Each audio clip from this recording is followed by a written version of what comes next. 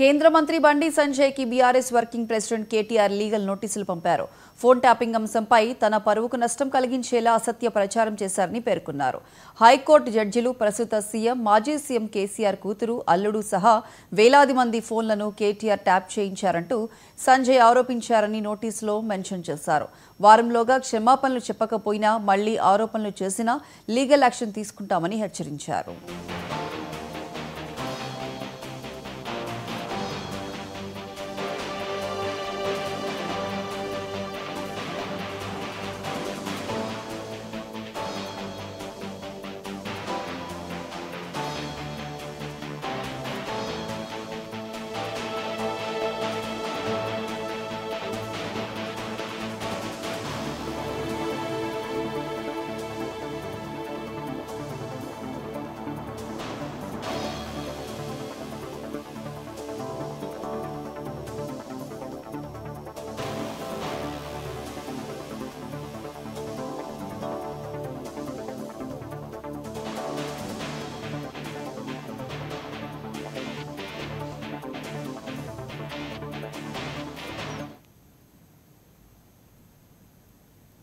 హైదరాబాద్లో విచిత్ర వాతావరణం కనిపిస్తోంది. ఉదయం ఎండలు